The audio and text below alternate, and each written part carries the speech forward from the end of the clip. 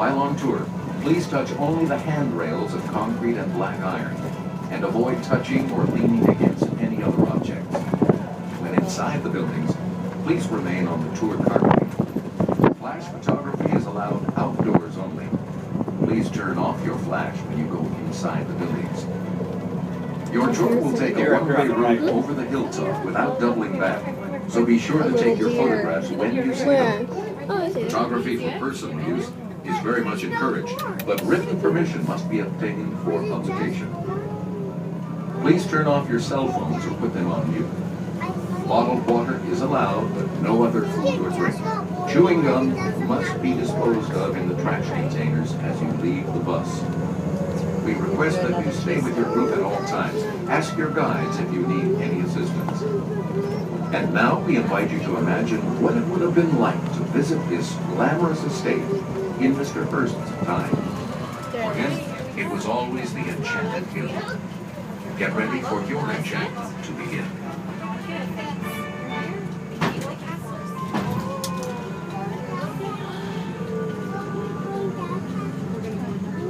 Oh, there's cars here.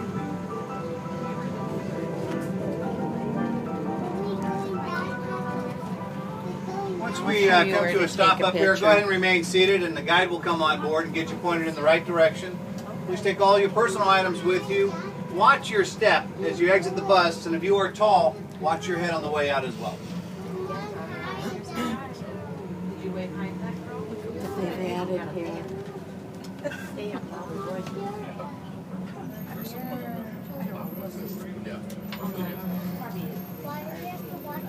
Okay, go. Go. Good morning. Good morning. How's everybody doing today? Good. Good. We're going to take off. Well, let's see. We've got one for the upstairs. Okay. So let me have that one down, and then follow the yellow wristband. I'll take those at the same time. Green band. Just sit tight for a moment. Let me have the upstairs tour. Cottages? And the cottages. Come on down. Okay. We're green. Very well. Yes, thank you. Are we green?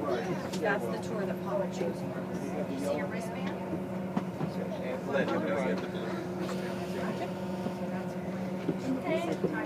I have the same as you. What's your favorite color? Okay, let me have the designing the green wristband. Come on down. Mom. Water. That's Michael. Michael, wait for Grandma This is your tour guide right over here. Mom, here's your water. Oh, thank you. You want to throw your gum out here? You go back to throw our gum out. Okay, I just threw it out.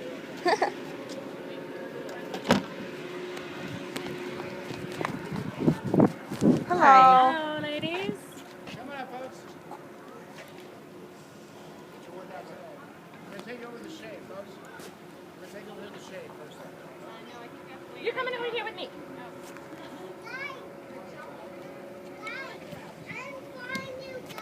Okay. Oh, yes. Well, that's good. Yeah. All right.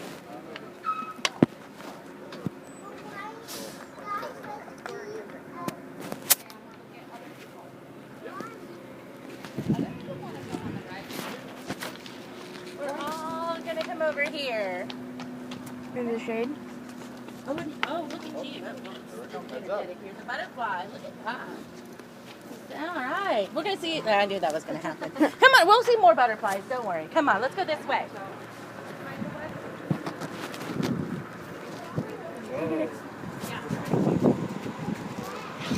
No, it's just a shortcut. I think I meet in the shade. You guys do.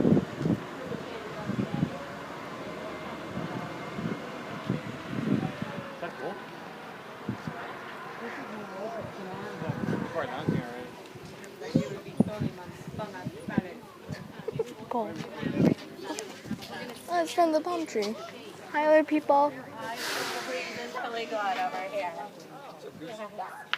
Well, on behalf of California State Parks, let me welcome you all here to Hearst Castle. Now, if you want to be in the shade, that's great. If you want to be in the sun, that's fine too. It's up to you. Balance it out. My name is Maria, and I'll be your guide for the Designing a Dream Tour, which is designed to look at the changes at the estate over the 28 years that Mr. Hearst and Julia Morgan worked together to put it together. We're going to start in one of the buildings that was done in the 1920s. We'll end in the north wing, which was completed in the 1940s. So we're going to look at that. That being said, ask me questions. I'll tell you whatever you'd like to hear. It's your tour. That's what I said. But before we get started, I do need to go over the guidelines with you folks just one more time. Make sure we're all on the same page as far as how things go. The rules are to protect you and the art. So just remember, wherever you go, you are in an art museum, so you get to touch absolutely nothing.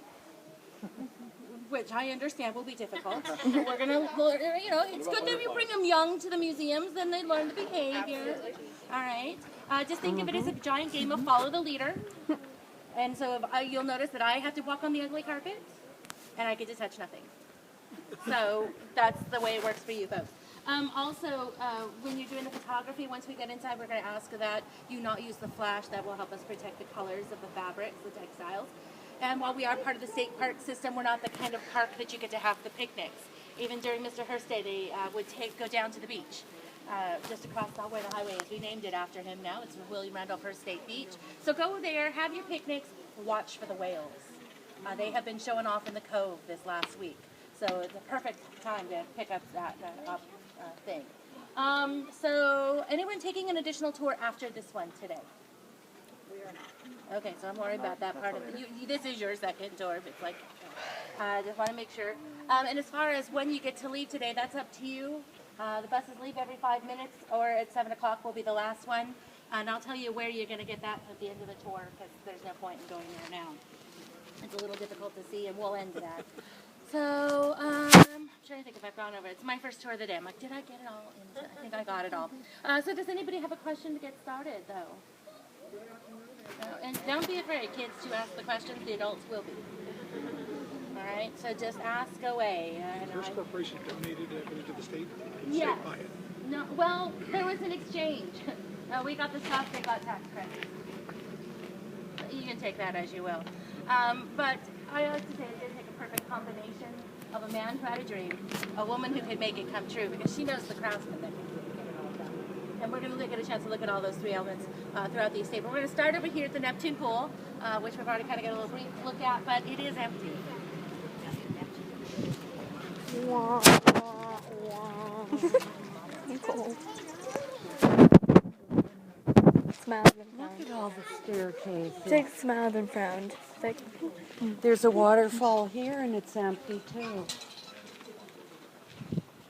Caesar's Palace pool is more opulent than that. oh yeah, it is empty. Just saying. Can we go in? How many pools are there? Just two. And this is, This is the outdoor Neptune pool, the largest of the two. Looks like they're story. And we are going to be doing some restoration work. The pool was damaged in an earthquake we had here in 2003. It was a 6.5, and the pool was suspended, made of concrete, so it didn't do so well in that. And it was leaking 5,000 gallons of water a day, so we stopped filling it.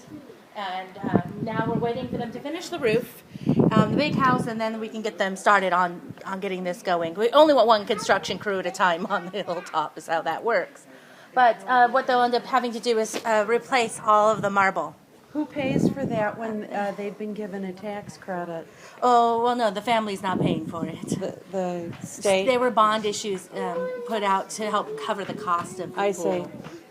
So those of us who are residents of the state of California are paying for it. It looks but then like again, it's we do worth own it. now. It's beautiful. It's a stunning piece of architecture, just looking at it empty.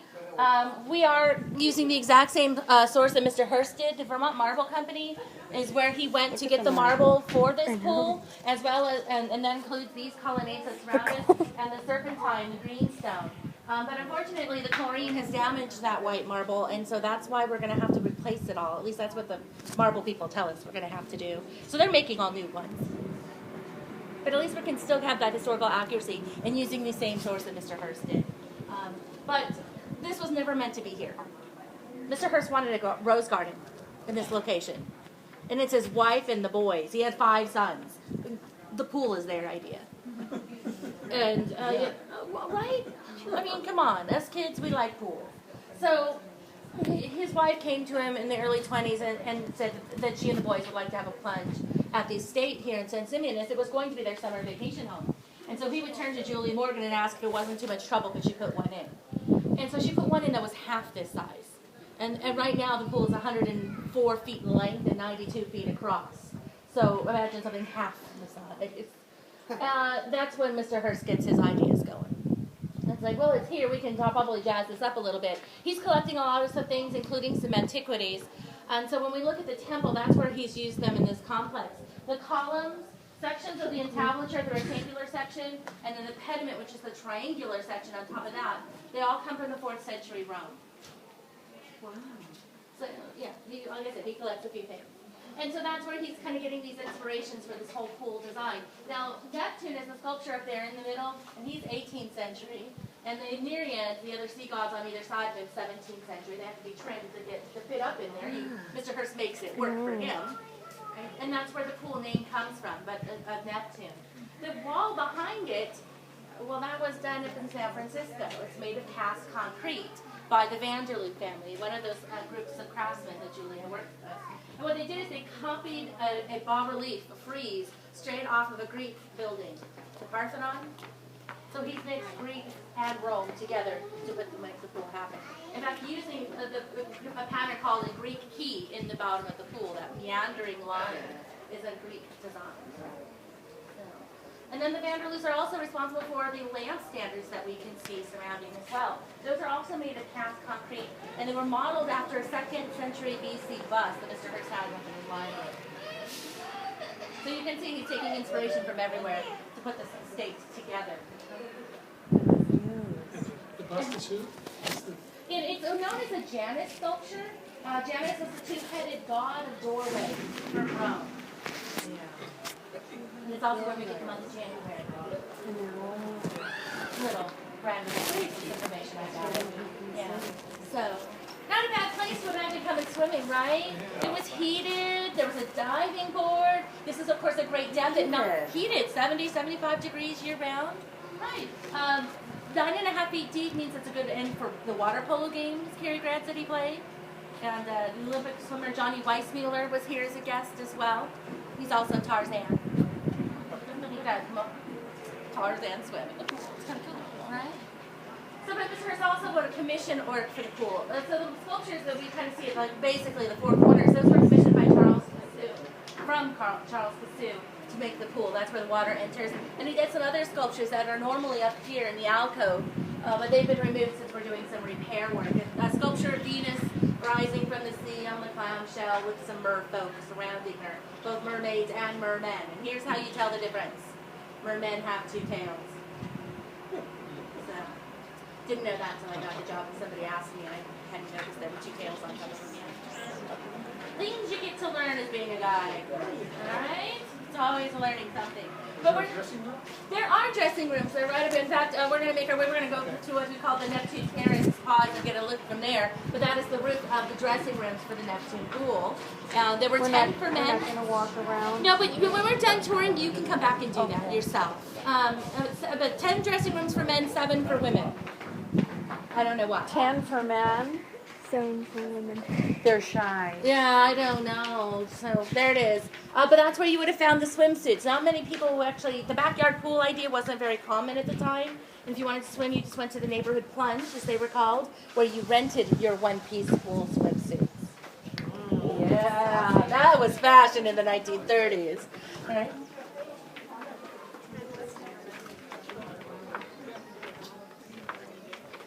Folks, if you're going to, we're going.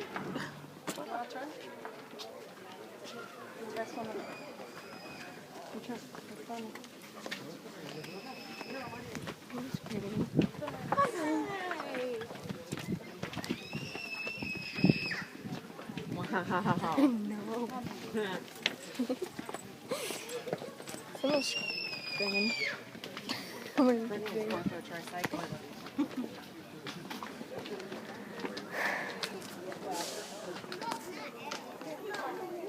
Quick.